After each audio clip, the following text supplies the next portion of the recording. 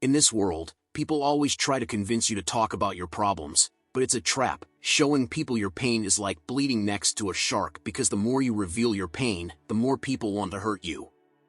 Although this doesn't always happen, it's very common for people to take satisfaction in seeing you suffer. Some are just good at hiding that satisfaction behind fake empathy. Think about it. When you fail in a business and you show all your despair about it, people will come up to you, patting you on the back, saying they feel sorry for you, but at the same time, they will want to know all the details just to humiliate you without you even knowing it. They'll tell others how unskilled and stupid you were. Or if your girlfriend cheats on you, people will tell you that what she did was wrong and that you're better off without her, but behind your back, they'll turn you into a joke, and your whole affair will become a laughing matter. Now you may wonder why people would be so cruel, and the answer is simple. These people's goal is to feel superior to you. So whenever they see you being bothered by something, it's like a treat to them. They can't wait to feast on your misfortune. But when you act like nothing bothers you, you deny them the satisfaction of superiority completely. That's right, learning not to show your weak points can end up becoming your strong point. In this video, I'll tell you how to become an unbothered man. Number 1. Gain control of your tongue.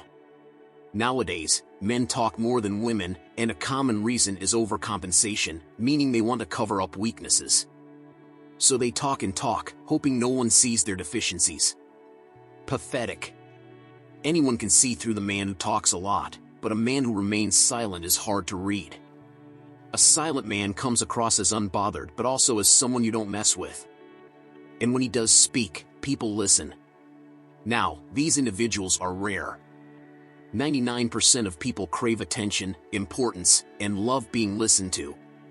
That's why you'll find men who burst out and speak without even giving a thought to what they are saying.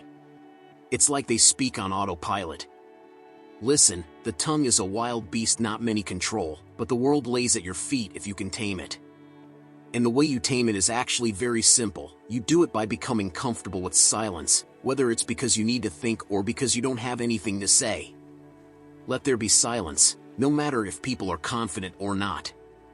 Remember, think twice before you speak, and speak only when you feel that your words can be more powerful than your silence. Number 2. Surround yourself with real people. Whatever problems you have, it's easier to face them when you're in good company. It doesn't have to be a lot of people, it can even be 1 or 2. But when you have this close inner circle, you can take on the world.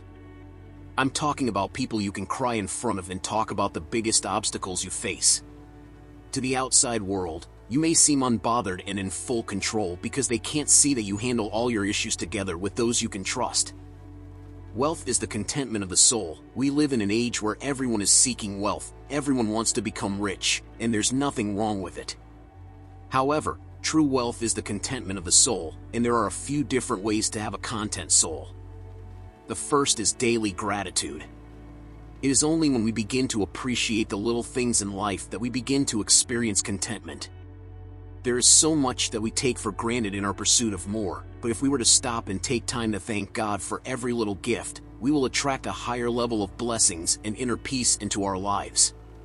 Another way to reach contentment of the soul is by becoming part of a community. You see, our souls are social in nature and need to be part of a community.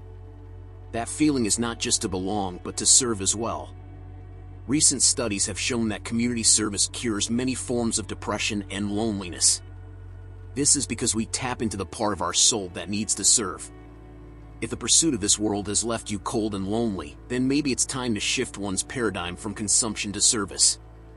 When we give back to society, we attract blessings and inner peace into our lives. Number 4. Trust God's plan.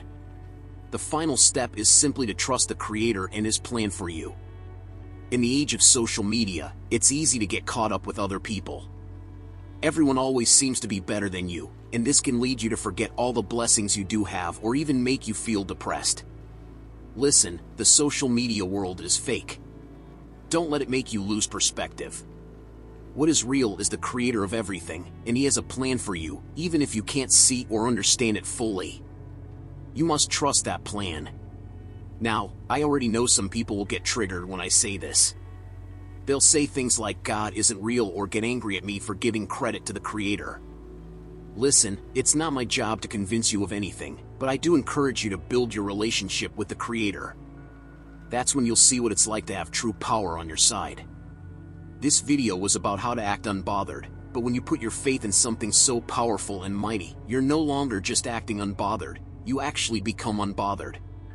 Because everything in this world pales in comparison to God. By the way, if you want to level up in life, don't forget to show some love by hitting the like and subscribe button. Until next time.